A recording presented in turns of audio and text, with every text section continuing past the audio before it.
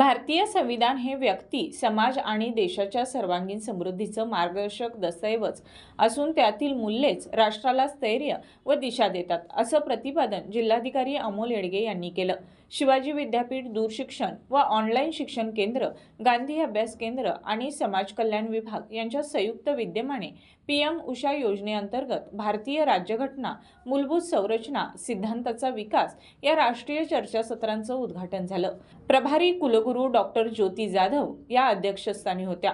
येडगे म्हणाले, भारतासारख्या विविधतेने नटलेल्या देशात जात, धर्म, पंथातील भिन्नता असूनही एकात्मता जपण्याचे कार्य संविधान करते। स्वातंत्र्य, समता, बंधुता व सामाजिक न्याय ही मूल्ये प्रत्येकाला सन्मानपूर्वक जीवन जगण्यासाठी आधार देतात। लोकशाही बळकट होण्यासाठी संविधानाचे अध्ययन आणि पालन आवश्यक असून हर घर संविधान उपक्रमात सर्वांनी सहभाग घ्यावा, असं त्यांनी आवाहन केलं।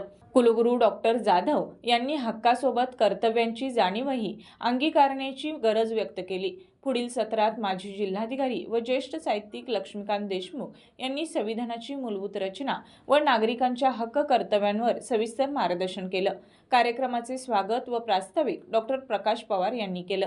सूत्रसंचालन डॉक्टर नगीना माळी व प्रियंका सुर्वे यांनी केलं। आभार डॉक्टर कृष्णा पाटील यांनी मांडले। विविध महाविद्यालयातील विद्यार्थी मोठ्या संख्येने उपस्थित होते।